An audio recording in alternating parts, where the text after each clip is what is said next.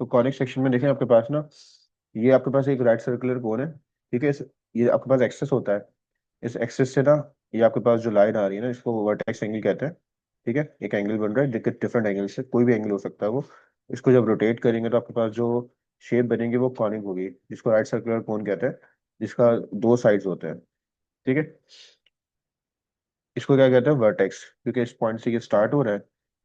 ठीक है, कौन जो स्टार्ट हो रही है वो इस पॉइंट से स्टार्ट, इसको वर्टेक्स कहता है। जिस लाइन से हमने इसको जनरेट किया है, इसका नाम है जनरेटर।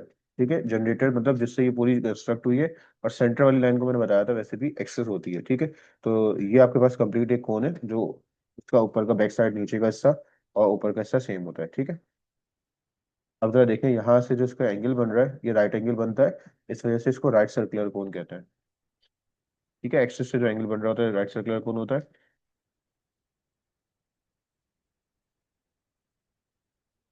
तो देखिए, आपके पास दो तरह के इसके पोर्शन बन रहे हैं, ऊपर वाले हिस्से को अपर नैप कहते हैं। ठीक है, और नीचे वाले हिस्से को हम क्या कहते हैं, लोअर नैप। ठीक है, ये दो नैप्स में ब्रेक हो रहा होता है। ये जो हमारे पास कौन कौन है ना, राइट सर्कुलर कौन, दो हिस्सों में ब्रेक हो रही होती है।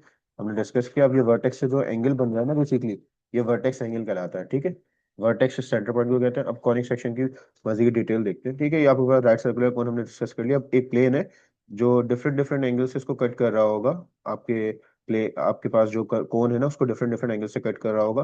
और इसकी कटिंग में ही जो आपके पास आंसर है सब छुपे हुए हैं ना। ठीक है, अब जब सबसे पहले इसने जब कट किया इसको बिल्कुल स्ट्रेट ना, ठीक है, परपेंडिकुलरली कट किया एक्सेस को 90 डिग्री से, या फिर कुछ डिफरेंट एंगल से कट किया, तो क्या बनेगा। और अगर सिर्फ एक साइड से कट किया तो डिफरेंट शेप बनेगी। तो ये अलग अलग शेप्स बनती रहती है कॉनिक सेक्शन की। सबसे पहले अगर हम स्टार्ट करें, जो हमें पढ़ना है उसकी बात कर लेते हैं ना। इस तरह से बन सकता है ये। थोड़ा सा इसको मजीद फास्ट फॉरवर्ड करते हैं। ये देखें, 90 डिग्री बन रहा है। तो 90 डिग्री से जब कट किया ना इसने, तो 90 डिग्री से कट करते हुए एक्सिस को 90 डिग्री से अगर प्लेन कट करेगा, तो अगर आप ऊपर से देखोगे तो जो शेप बनेगी वो क्या कहलाएगी, सर्कल।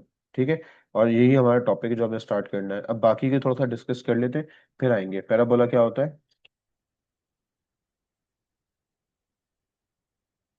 पैराबोला अगर इसको ये क्रॉस पे कट करेगा, इसका मतलब है ये ऊपर वाला एंगल और वर्टेक्स एंगल बराबर हो जाएगा, तो इट मीन्स इस कंडीशन के अंदर आपके पास जो शेप बनेगी वो यहाँ से देख के अंदाजा हो जाएगा, पैराबोला। फिर हाइपरबोला क्या होता है। अभी हमने देखा था सर्किल के अंदर ना पैरेलल होता है, वो परपेंडिकुलर होता है। बट हाइपरबोला में जो है एक्सिस के वो बिल्कुल क्या होता है, पैरेलल होता है। ठीक है, मतलब जो एंगल ए बन रहा होगा ना, देखिए यहाँ पे बड़ा इंपॉर्टेंट है, जो एंगल ए है वो ग्रेटर होगा बी से। तो वहां पे हाइपरबोला बनेगा। हाइपरबोला बेसिकली दोनों नैप को कट कर रहा होता है, वो डिफरेंट डिफरेंट तरीके से कट कर सकता है, डिपेंड ऑन द केस। तो ये हाइपरबोला है। और जो लास्ट है वो है आपके पास एलिप्स। ठीक है, एलिप्स में क्या होता है।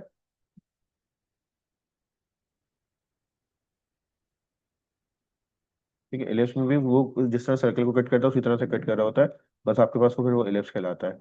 अब हम आते हैं अपने क्वेश्चंस के ऊपर, जो हमसे एक्सरसाइज में पूछा हुआ है। क्या है, कहा हुआ describe the condition under when the plane cuts right circular cone to produce circle.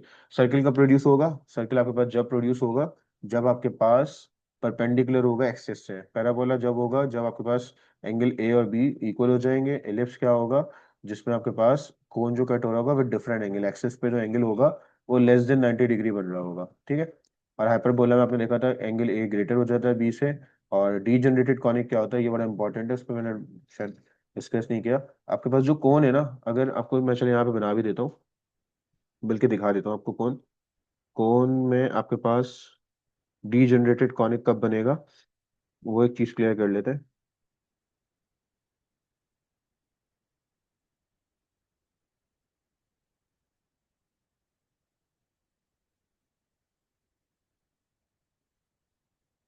Degenerated conic कब बनेगा, ये देखें, आपके पास ये कोन है ना, इस कोन के अंदर अगर तो प्लेन इस एक्सिस से कट हो रहा होगा, तो इस एक्सिस से अगर कट होगा तो इसका मतलब है कोई एंगल ही नहीं बन रहा। जब कोई एंगल नहीं बनेगा तो इसका मतलब है डीजनरेटेड कॉनिक है। ठीक है, इसको डीजेनरेटेड कॉनिक कहते हैं। तो बस मैंने कहा इसको भी डिस्कस कर लें, ताकि फिर हम आगे सर्किल को पढ़ते हुए आपको मुश्किल ना हो, आसानी हो जाए। ठीक है, हम सर्किल पे आते हैं, हमारा मेन टॉपिक जो है। अब इस सर्किल में स्टडी क्या करनी है हमें, वर्किंग क्या है, उसको देख लेते हैं। ठीक है, चैप्टर 8 जो है बुक से स्टार्ट है, बुक में क्या बताया है उसके बारे में वो देख लेते हैं, और हमें क्या करना है। तो क्वेश्चन नंबर 1 में जस्ट थोड़ा सा थ्योरी बताई हुई थी कॉनिक को ना, अंडर द प्लेन कट, किस किस तरह से प्लेन कट कर रहा होगा, क्या क्या आंसर्स आ रहे होंगे, तो उसको डिस्कस करना था इसमें। ठीक है, तो अब जरा देखते हैं क्वेश्चन नंबर 2 से। टू स्टार्ट करने से पहले आपको मैं कुछ चीजें बता रहा हूँ सर्किल के बारे में, आपको जो पता भी होंगी वैसे, बस जैसे एक रिपीटिशन है, एक रिकॉल है। ठीक है, एक सर्किल है, आपको ये बात अच्छे से पता है कि इसमें सर्किल में एक सेंटर पॉइंट होता है। ठीक है, जिस सेंटर पॉइंट को हम कुछ भी नाम दे सकते हैं, उस सेंटर पॉइंट से लेके यहाँ तक के जो डिस्टेंस है, इसको क्या कहते हैं। इस सेंटर पॉइंट को लेट सपोज हमने नाम दे दिया सी का, और ये जो एक पॉइंट है ई। तो सी से ए का डिस्टेंस जो है आपको अच्छे से पता है, वो क्या होगा, रेडियस। वो रेडियस ऑफ सर्किल है। ठीक है, और मैं इसी रेडियस ऑफ सर्किल के डिस्टेंस फॉर्मूले से ही आपको एक इक्वेशन ऑफ सर्किल का फॉर्मूला बताऊंगा। पर उससे पहले थोड़ी सी और डिटेल सर्किल के पढ़ लेते हैं, ताकि बाद में जब हम वर्किंग करें तो परेशान ना हो के क्या क्या चीज़ें इसमें डिस्कस हो रही हैं और ये नई चीज़ें कहाँ से आ रही हैं। ऐसी लाइन जो सर्किल को कट कर दे दो पीसेस में, लाइन सेगमेंट ना, जो लाइन सेगमेंट सर्किल को दो पीसेस में कट कर दे उसको हम क्या कहते हैं, कॉर्ड। ठीक है, और ऐसी कॉर्ड जो सर्किल को दो इक्वल पीसेस में ब्रेक कर दे, वो क्या कहलाती है। मुझे अंदाजा है कि आप लोगों को इसका शायद आंसर पता होगा। ये जो ऑरेंज से लिखी हुई है, इसको क्या कहते हैं। ये भी कॉर्ड है, बट ये स्पेशल कॉर्ड है, जो जिसको हम जिसका नाम है डायमीटर। ठीक है, गुड। ठीक है, तो ये डायमीटर हो गया इसमें। फिर आपके पास अगर एक लाइन है जो सर्किल को कट कर रही है, बट वो लाइन है बेसिकली, तो वो कहलाता है सीकेंट। सीकेंट सर्किल के अंदर से पास हो रही होती है लाइन। और अगर कोई लाइन सर्किल के अंदर से नहीं, सर्किल के बाहर से पास हो रही है, सिर्फ टच करते हुए क्रॉस कर रही है उसको, इस तरह से, तो इसको क्या कहते हैं, टेंजेंट। ठीक है, टेंजेंट सर्किल को एक ही पॉइंट से कट कर सकता है, बट एक से ज्यादा टेंजेंट भी ड्रॉ हो सकते हैं सर्किल पे। सर्किल पे कितने टेंजेंट ड्रॉ होते हैं, इन्फिनिटी। बट अगर डायमीटर के एंड पॉइंट पे सर्किल ड्रॉ टेंजेंट्स ड्रॉ होंगे तो दो ही ड्रॉ होंगे, और दे आर ऑलवेज पैरेलल। ठीक है, अच्छा, हर टेंजेंट से जो रेडियस डिस्टेंस होगा, रेडियल डिस्टेंस होगा, यहाँ से यहाँ तक का रेडियस होगा ना, तो यहाँ पे एक चीज आपने याद रखनी है कि यहाँ से यहाँ तक का डिस्टेंस में जो एंगल बनेगा हमेशा वो 90 डिग्री बनता है। रेडियल, जब भी टेंजेंट टू रेडियल सेगमेंट होगा ना, दे आर ऑलवेज परपेंडिकुलर। ये बात बड़ी इंपॉर्टेंट है, आपको याद रखनी है बात।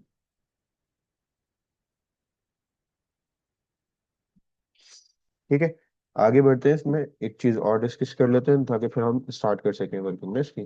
तो अगर मैं एक सर्किल और बना दूं, ठीक है, अब ये सर्किल, ऐसे सर्किल जिस दो सर्किल बन रहे हैं ना, पर दोनों का सेंटर पॉइंट सेम है। तो if two circles having same centre but different radius, they are called concentric circle. ये और ये जो है वो क्या हो जाएंगे, कॉन्सेंट्रिक सर्किल। तो एक जस्ट छोटी सी मैंने इसकी समझ लें थ्योरी बता दी कि क्या क्या चीजें इसमें यूज हो रही है, किस किस तरह से। तो अब हम आते हैं अपने एक्सरसाइज के ऊपर ना। ठीक है, कोई भी क्वेश्चन स्टार्ट करने से पहले क्वेश्चन नंबर 1 तो बस थ्योरी थी, उसको हमने एक्सप्लेन कर लिया। क्वेश्चन नंबर 2 से अगर हम आए प्रॉपरली, तो आपको पता है कि सी से ए का डिस्टेंस जो है उसको हमने क्या कहा है, रेडियस। ठीक है, और अगर सी से ए का डिस्टेंस निकाले और सेंटर पॉइंट को हमने ए कॉमा बी कह दिया, और इस पॉइंट को हमने एक्स वाई कह दिया जो सर्किल के ऊपर है ना, तो इसका डिस्टेंस हो जाएगा एक्स माइनस ए का whole square plus Y minus B का whole square is equal to R. और अगर मुझे ये रूट खत्म करना है तो मैं क्या करूंगा, हाथ के हाथ स्क्वायरिंग कर लूंगा बोथ साइड। ठीक है, तो स्क्वायर से रूट कट दिया जाएगा, तो आपके पास फॉर्मूला बन जाएगा एक्स माइनस ए का whole square plus Y minus B का whole square is equal to R square, जिसमें A and B are the centre of circle.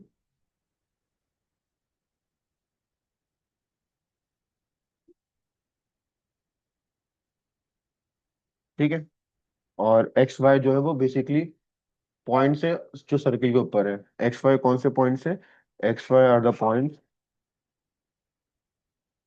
ठीक है, और ये फॉर्मूला मैंने डिस्टेंस फॉर्मूला यूज किया। डिस्टेंस फॉर्मूला कौन सा होता है, x2 - x1 का होल स्क्वायर, जो हमने लास्ट स्टाइल में पढ़ा था। ठीक है, कोई नई चीज नहीं पढ़ ले, वही चीज जो हमने लास्ट क्लास में डिस्कस की थी।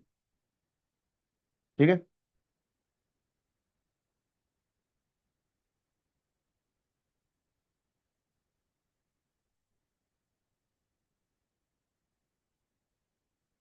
ठीक है। अब आगे बढ़ते हैं। अब आपके पास फॉर्मूला हमने बना लिया, इसको हम यूज करके इक्वेशन ऑफ सर्किल बता सकते हैं। ये जो है ना फॉर्मूला, इसको हम यूज करके equation of circle find out कर सकते हैं। तो अब हम एक क्वेश्चन में आते हैं। पहला क्वेश्चन जो गिवन है 2 में, वो क्या गिवन है? सेंटर इज एट ओरिजिन, मतलब ए कॉमा बी की वैल्यू यहाँ पे दे दी है हमें। ओरिजिन का मतलब होता है 0,0, और हमें रेडियस दे दिया है। तो बस हम इस फॉर्मूले में पुट करेंगे, हमारे पास आंसर आ जाएगा। ठीक है, तो स्टार्टिंग फ्रॉम क्वेश्चन नंबर 2, हमें जिसमें इक्वेशन ऑफ सर्किल निकालिए बस। ठीक है, तो इक्वेशन ऑफ सर्किल निकालने के लिए डिफरेंट डिफरेंट यहाँ पे ज्योमेट्री आपको यूज करवा रहे होंगे, तो परेशान मत होइएगा। पहले पार्ट में कहा हुआ ओरिजिन, सेंटर ओरिजिन के ऊपर है।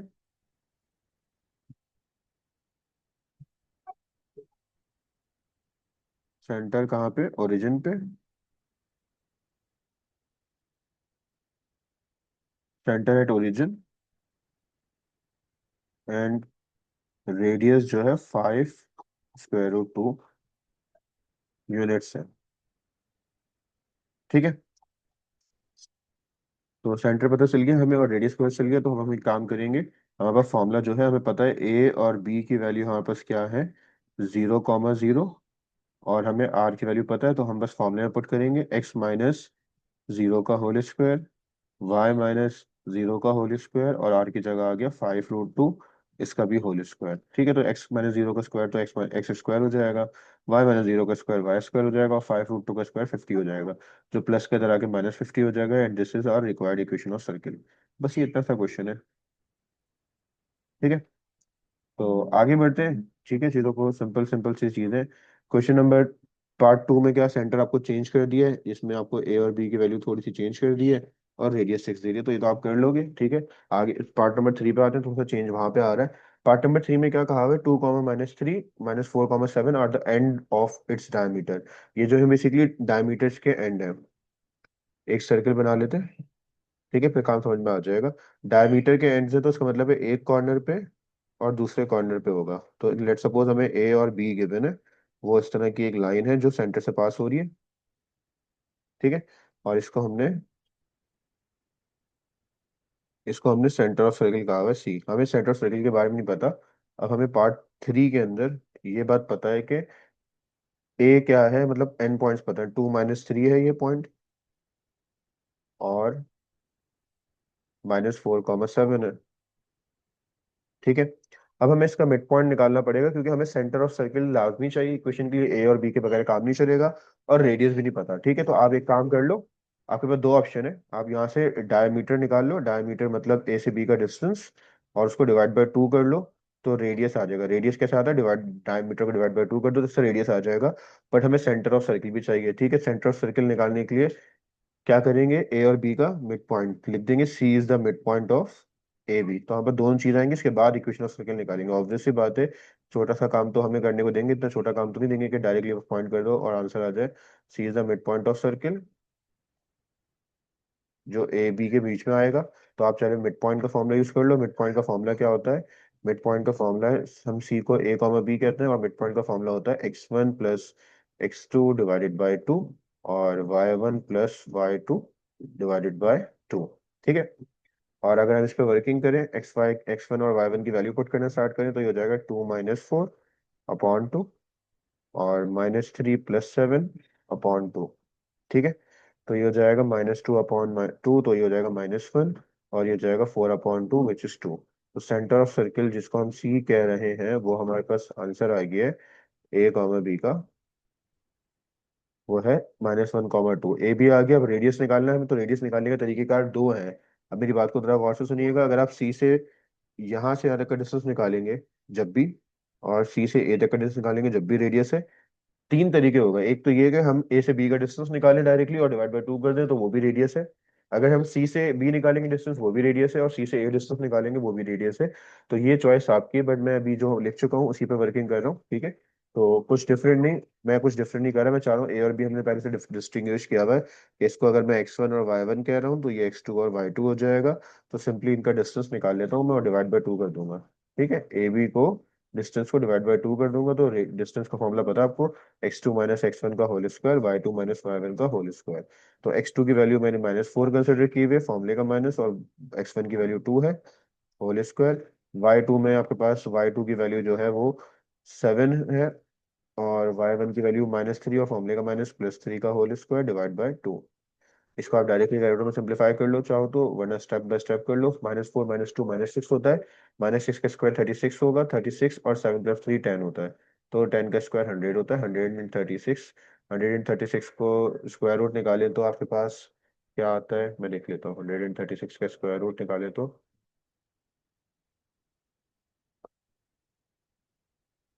√136, तो इसका आंसर आ रहा है हमारे पास 2√34। 2 से 2 कट जाएगा तो आपके पास रेडियस जो आ रहा है वो √34 आ रहा है।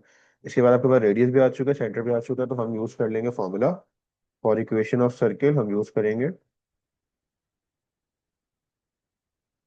ठीक है, रेडियस ऑफ सर्किल के लिए यूज करेंगे r² x - a का whole square plus y - b का होल स्क्वायर। ठीक है, r की वैल्यू पता है हमें, सबको पुट करते हैं और बस फिर हमारा आंसर आ जाएगा, तो ये हो जाएगा √34 का होल स्क्वायर। और x - a मतलब a की वैल्यू 1 है, बट माइनस माइनस प्लस का 1 हो जाएगा होल स्क्वायर, और y - 2 का होल स्क्वायर। ठीक है, फॉर्मूला खोलेंगे यहाँ पे तो ये हो जाएगा x² + 2x + 1 का स्क्वायर 1 होता है, इधर y² -4y + 2 का स्क्वायर 4 होता है, और ये 34 प्लस का हो जाके माइनस हो जाएगा, यदि इक्वल टू 0। तो इक्वेशन अरेंज कैसे करनी है, x² पहले आएगा, फिर y², फिर 2x ऐसे ही आ जाएगा, -4y ऐसे ही आ जाएगा। सारे कांस्टेंट सॉल्व कर लेंगे तो -29 बच रहा है मेरे हिसाब से, और ये आपकी रिक्वायर्ड इक्वेशन ऑफ सर्किल हो जाएगी। ठीक है, तो कोई कंफ्यूजन तो प्लीज डिस्कस कर लिएगा, पर ये क्वेश्चन सारे सेम है। मैं थोड़ी सी चीजें आपको थ्योरेटिकली बता देता हूँ ताकि आप जब वर्किंग करो तो परेशान ना हो। ठीक है, तो हमारे पास हमने क्वेश्चन कौन कौन से कर लिया, ये कर लिया, ये कर लिया, ये होमवर्क की बात कर ली। पार्ट नंबर 4 में क्या गिवन है, सेंटर ओरिजिन के ऊपर a, b दे दिया, और आपको एक कॉर्नर में पॉइंट दे दिया, तो आपने इस ओरिजिन से लेके इस पॉइंट तक का डिस्टेंस निकालना है। तो रेडियस की वैल्यू आ जाएगी 5 - 0 का होल स्क्वायर +6 - 0 का होल स्क्वायर, तो आपके पास आंसर आ जाएगा रेडियस का, फिर इक्वेशन ऑफ सर्किल में पुट करके निकाल लिएगा। पार्ट नंबर 5 में सेंटर दे दिया है और दूसरा पॉइंट दे दिया है, तो दोबारा डिस्टेंस रेडियस निकालेंगे यहाँ से, इसका रेडियस निकालेंगे इन दोनों को माइनस करके, और फिर ए और बी की वैल्यू पुट करके और रेडियस पुट करके इक्वेशन ऑफ सर्किल आ जाएगी। इसमें सेंटर भी दे दिया, रेडियस भी दे दिया, इसको पुट करिएगा, डायरेक्ट इक्वेशन ऑफ सर्किल निकालेंगे। ठीक है, तो यहाँ तक आपको बात आई गेस समझ में आ गई होगी। क्वेश्चन नंबर 3 की तरफ मूव करते हैं। अगर हमने पहली एक्सरसाइज कर ली ना तो हमारे पास काफी हद तक ये चीज हो जाएगी कि आपको टॉपिक काफी हद तक समझ में आ चुका होगा। ठीक है, चीजें हमारे पास क्लियर हो चुकी होंगी। फिर सेकंड एक्सरसाइज और थर्ड एक्सरसाइज तकरीबन सेम पेज पे हो जाएंगी। ठीक है, तो question number 3, find the centre and radius of the circle. हमें क्वेश्चन नंबर 3 में सेंटर फाइंड करना है और रेडियस फाइंड करना है। तो अगर मैं इसको इक्वेशन को अरेंज कर लूँ इस इक्वेशन जैसा, तो आपको काफी हद तक समझ में आ जाएगा। कैसे आएगा, आपको ये बात पता है कि यहाँ पे कोई भी फॉर्मूला क्लोज नहीं हो रहा, तो x² ऐसे लिख सकता हूँ मैं, और इसको ऐसे लिख सकता हूँ, और राइट हैंड साइड पे ले जाऊँ तो 5 का स्क्वायर हो जाएगा। तो इससे आपको पता चल रहा है सेंटर, पहले वाले क्वेश्चन में डायरेक्टली पता चल रहा है सेंटर इज एट ओरिजिन 0, 0 और रेडियस की वैल्यू 5 आ रही है। ठीक है, पार्ट नंबर सेकंड की बात करूँ तो सेकंड में आपको दिख रहा होगा माइनस फॉर्मूले का होता है, तो इसको कंपेयर करें ना अगर हम, इस फॉर्मूले से x - a के whole square plus y - b के होल स्क्वायर और r² से, तो आपके पास -a की वैल्यू जो है वो +3 आ रही है, और -b की वैल्यू -5 आ रही है, और r की वैल्यू 7 आ रही है, क्योंकि 49 7 का स्क्वायर होता है। माइनस को शिफ्ट करें तो सेंटर -3, और माइनस से माइनस करके b की वैल्यू 5 आ जाएगी, और रेडियस तो 7 ही है, तो आपके पास सेंटर आ जाएगा इसमें -3, 5। ठीक है, अच्छा, क्वेश्चन 3, 4, 5। ठीक है, इनको मैं बताता हूँ आपको वर्किंग करते हुए, क्योंकि 3, 4, 5 में ऐसा नहीं हो रहा जैसे हमने फर्स्ट और सेकंड में कर लिया। ठीक है, अगर मैं तेज जा रहा हूँ तो मुझे बता दिएगा बेटा, ताकि चीजें मिक्स ना हो जाए। कहीं मैं तेज जाता हूँ आप बोले तो समझ ही नहीं आया, क्योंकि मुझे लगा कि चीजें रिपीट हो रही है, इसलिए मैंने उसको इस हिसाब से बता दिया। अब हमने जो फॉर्मूला बनाया था ना, वो इक्वेशन ऑफ सर्किल जरूर है, बट वो जनरल इक्वेशन ऑफ सर्किल नहीं है। हमने जो ड्राइव किया बेटा, हमने ड्राइव किया, इक्वेशन ऑफ सर्किल ड्राइव किया हमने, general equation of circle drive नहीं किया हमने। ठीक है, इक्वेशन ऑफ सर्किल हमने बना ली, वो क्या है, x - a का whole square plus y - b का whole square is equal to r²।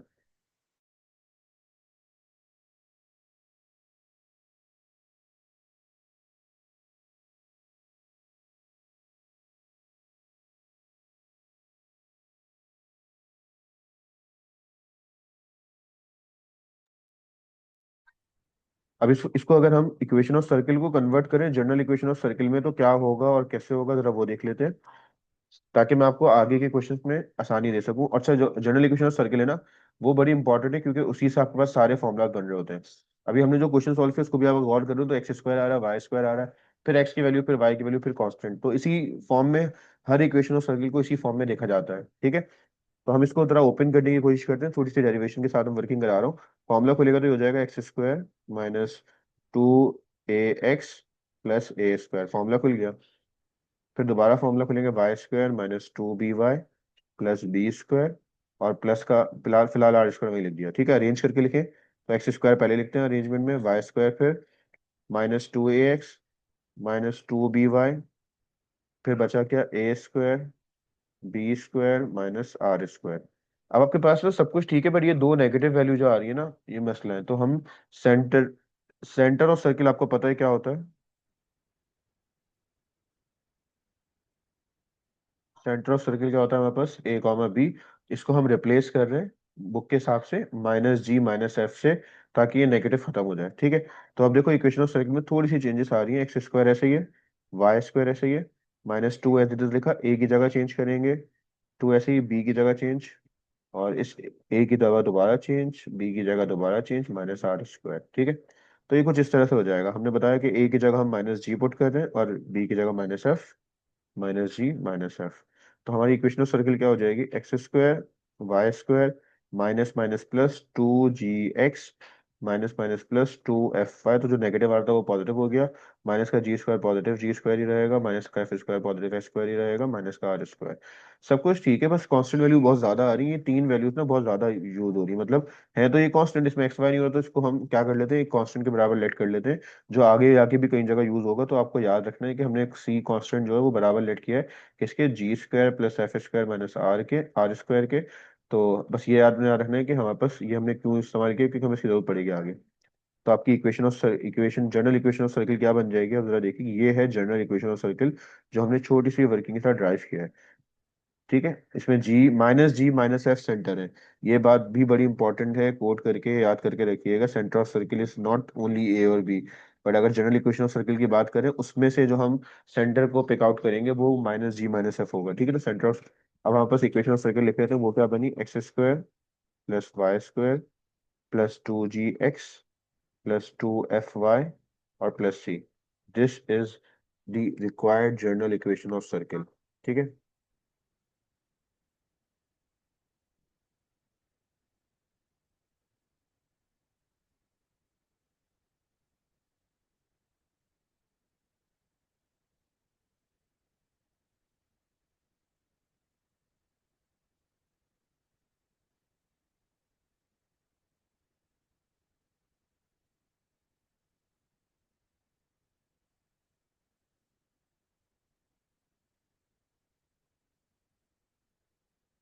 ठीक है, अब आगे के क्वेश्चन को देखते हैं, आपको आसानी हो जाएगी समझने में। आगे के क्वेश्चन को मैंने इसलिए हाईलाइट किया कि जनरल इक्वेशन ऑफ सर्किल के बगैर तो हो ही नहीं सकते, ठीक है। तो अब इनको जनरल इक्वेशन ऑफ सर्किल से करेंगे। पहला question x square y square -6x plus 8y plus 10, ठीक है। पार्ट नंबर फोर्थ है, फोर्थ है, थ्री है, हाफ थर्ड है, क्वेश्चन नंबर थ्री का पार्ट थ्री।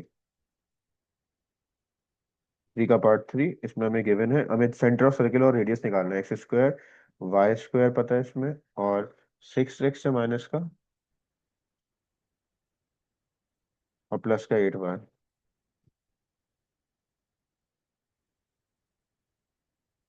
और प्लस का 10 इज इक्वल टू 0, ठीक है। अब इसको हम कंपेयर करेंगे जनरल इक्वेशन ऑफ सर्किल से। तो अब जनरल इक्वेशन ऑफ सर्किल से कंपेयर करेंगे तो बताएं क्या होगा।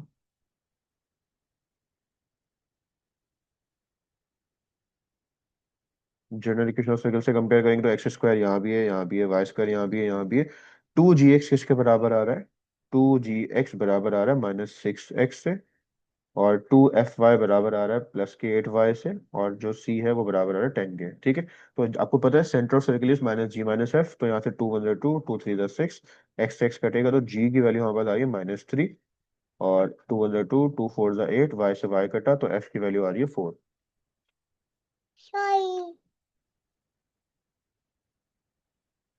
ठीक है, तो g और f की वैल्यू आ गई और c की वैल्यू आ गई। अब हमें g और f तो पता चल गया, तो सेंटर ऑफ सर्किल क्या हो जाएगा जरा वो लिख लेते हैं हम। मैंने ऊपर भी डिस्कस किया, यहाँ लिखा हुआ भी आपको हाईलाइट हुआ हुआ है। सेंटर ऑफ सर्किल बेसिकली क्या होता है बेटा? Centre of circle is -g, -f और हम इसको जब साइन चेंज करेंगे तो माइनस जी की वजह से -3 +3 हो जाएगा, और -f की वजह से +4 -4 हो जाएगा। ठीक है। सेंटर ऑफ सर्किल इज 3, -4, और रेडियस नहीं पता अभी ना। जी एफ पता है, सी पता है। अभी हमने जो ऊपर वर्किंग की कांस्टेंट के लिए यहाँ से हम अगर आर का फॉर्मूला बनाना चाहें तो बना सकते हैं। माइनस का आर स्क्वायर हो जाएगा, प्लस का आर स्क्वायर हो जाएगा, ये फॉर्मूला बन जाएगा G² + f² - c, और स्क्वायर रूट ले लेंगे बोथ साइड। ठीक है। स्क्वायर से रूट कटेगा, तो रेडियस का फॉर्मूला बन गया G² + f² - c। ठीक है।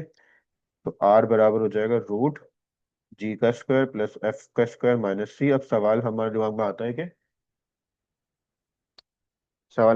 आता है कि जी की वैल्यू तो हमें पता है, -3 रखें या +3 रखें। -3 रख दें या +3 रख दें, कोई फर्क नहीं पड़ता, स्क्वायर की वजह से वो वैसे ही पॉजिटिव हो जाएगा।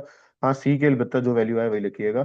तो यह आ जाएगा R3 का स्क्वायर 9, 9 + 4 का स्क्वायर 16, 9 + 16 25, 25 में से माइनस किया 5 तो 15 आ गया। तो रेडियस आ रहा है फिर √15 यूनिट्स, और सेंटर ऑफ सर्किल हमारे पास आ गया 3, -4। सेम मेथड से हम बाकी क्वेश्चन के ट्राई कर सकते हैं, जिसमें सेंटर ऑफ सर्किल और बाकी चीजें हम फाइंड आउट कर सकते हैं। ठीक है। क्वेश्चन नंबर 4 पे अगर हम आए तो क्वेश्चन नंबर 4 में क्या गिवन है, फाइंड द वैल्यू ऑफ के if the radius of the circle is 10 units. तो इसमें भी आपने वही कंपैरिजन करना है। जी की वैल्यू आपके पास आ जाएगी -4, और एफ की वैल्यू आ जाएगी इसमें आपके पास 2। ठीक है। और फिर और सी की वैल्यू आ जाएगी 3 के। आपने वही आर के फॉर्मूले में पुट कर देना है। आर का फॉर्मूला हमने बनाया ना, सी की वैल्यू थी G² + f² - c -r²। सबकी वैल्यूज को पुट कर दिएगा। सी भी पता है, जी भी पता है, एफ भी पता है, आर भी पता है। तो बस सी की जगह 3 के आएगा तो वो के की वैल्यू ऑटोमेटिकली फाइंड आउट हो जाएगी। तो क्वेश्चन नंबर 4 आपका हो जाएगा इस तरह। ठीक है। फिर आते हैं क्वेश्चन नंबर 5 पे। Find the equation of circle passing through. आपको एक पॉइंट दे रही है जिससे सर्किल पास कर रहा है, and is concentric with the circle whose equation is. अब आपको कॉन्सेंट्रिक सर्किल का थोड़ी देर पहले कॉन्सेप्ट दिया मैंने, तो आपने बस वही काम करना है। ठीक है। तो आपने करना क्या है, इक्वेशन ऑफ सर्किल आपको दे दी है, तो आपने यहाँ से क्या निकालना है। कॉन्सेंट्रिक सर्किल में क्या होता है, centre remain same. Centre of circle जो होता है वो रिमेन सेम होता है। ठीक है।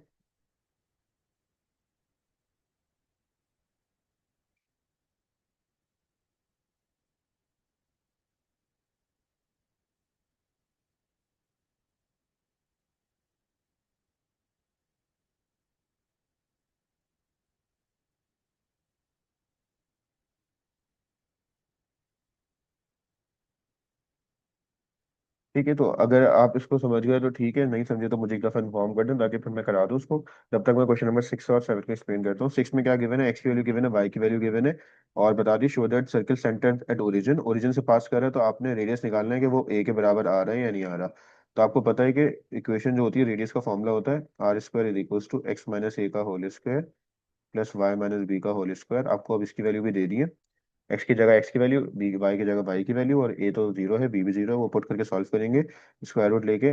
रेडियस का आंसर अगर ए आ रहा है तो प्रूव हो जाएगा कि हमने ठीक किया। ठीक है, बस इतना ही बताना है कि ए आएगा रेडियस। ठीक है। और क्वेश्चन नंबर 7 में क्या लिखा है, prove the equation of circle. Equation of circle को प्रूव करना है हमें कि वो थ्रू ओरिजिन, जब वो ओरिजिन से पास करेगा तो आपने जनरल इक्वेशन के अंदर क्या करना है, एक्स की जगह 0 और वाई की जगह 0 पुट करना है, और आपको पता चल जाएगा सी की वैल्यू खुद ब खुद 0 हो जाएगी। ठीक है। तो कांस्टेंट टर्म कोई नहीं आ रही होगी जब हम इक्वेशन बनाएंगे ना। तो हम जनरल इक्वेशन ऑफ सर्किल में फिलहाल एक्स और वाई की जगह वैल्यूज पुट करेंगे, पता चल जाएगा हमारे पास क्या चीज 0 हो रही है। कांस्टेंट 0 हो रहा है तो वो हम बता देंगे हाँ हैज नो कांस्टेंट, प्रूव हो जाएगा। With centre on x axis, अगर सेंटर एक्स एक्सिस के ऊपर है तो उसमें वाई की टर्म नहीं आएगी। तो सेंटर अगर एक्स एक्सिस के ऊपर है तो इसका मतलब ये हुआ जी की जगह तो हम जी लिखेंगे, बट एफ की जगह हम 0 रख देंगे। तो आप उससे खुद देख लोगे जनरल इक्वेशन सर्किल में क्या फर्क पड़ेगा, खुद ब खुद वाई की टर्म एक वाई गायब होगा, स्क्वायर वाला नहीं, एक वाई गायब होगा। और with centre on y axis, तो इसमें आपके पास क्या करना होगा, जी को 0 रखना होगा, बाकी एफ ऐसे ही रहेगा। With centre at origin, centre अगर ओरिजिन पे तो उसका मतलब है एक्स और वाई दोनों गायब हो जाएंगे, मतलब जी की जगह भी 0, एफ की जगह भी 0। अच्छा, यहाँ पे सेंटर की बात नहीं की थी इसलिए एक्स और वाई को 0 रखा था, इसमें सेंटर की बात की इसलिए जी और एफ को 0 कर दें। बस इस चीज का ख्याल रखिएगा तो आपके पास प्रूव हो जाएंगे। ठीक है। मुझे क्वेश्चन नंबर 5 का बता दो बेटा आप, ताकि फिर ये एक्सरसाइज को हम क्लोज करें।